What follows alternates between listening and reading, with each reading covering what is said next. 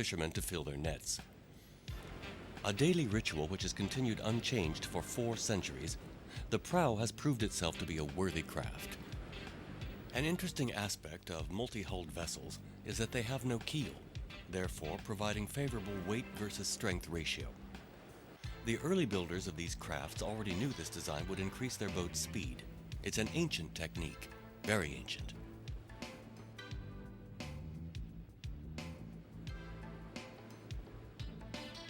Today, these prows are on the verge of disappearing altogether. Their construction has been abandoned along the wayside, as the Sri Lankans are satisfied with just patching up the old wooden vessels.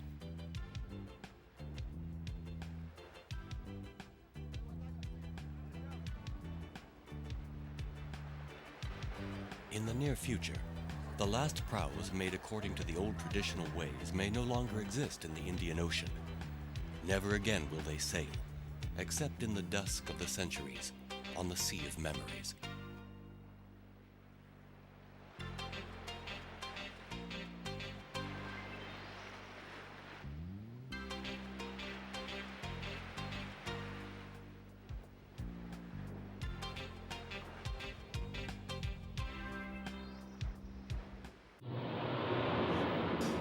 The enormous forests of the North American continent are not immune to devastating fires.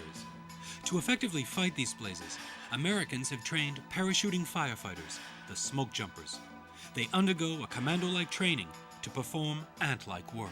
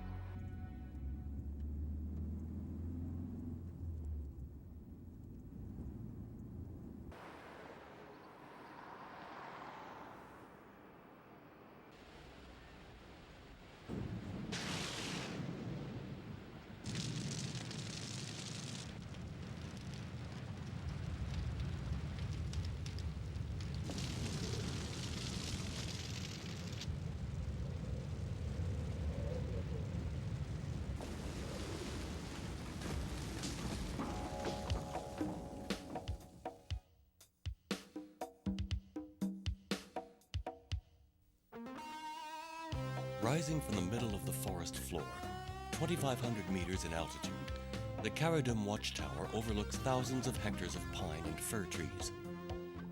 Built in strategic locations, 10 or so surveillance posts such as this one allow the forest rangers to gaze out over the horizon during the hottest months of the year. Their job is to locate even the slightest wisp of smoke, a sure sign of a fire, which is caused by lightning strikes 90% of the time. Joanne regularly climbs to the top of her tower to peer out over the ocean of green which spreads out below her. All suspicious-looking smoke is immediately reported by radio to the central base of the smoke jumpers, located in McCall, 100 kilometers away.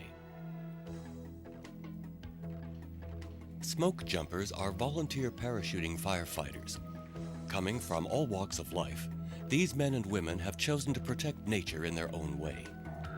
Between their work on the ground and the upkeep of their equipment, which is kept in tip-top condition, these people must subject themselves to intensive daily training.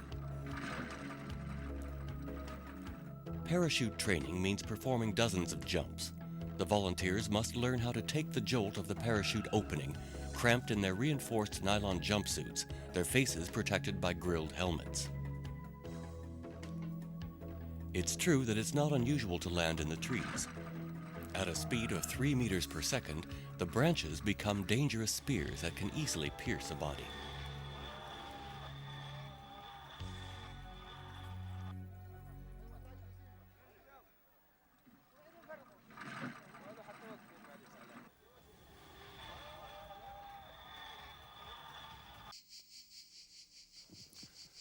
Another exercise, which is just as difficult, is untangling oneself from the branches to get to the ground as quickly as possible.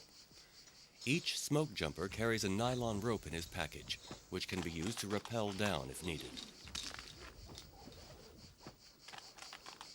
Perfecting their landings on the ground is also part of the intense training.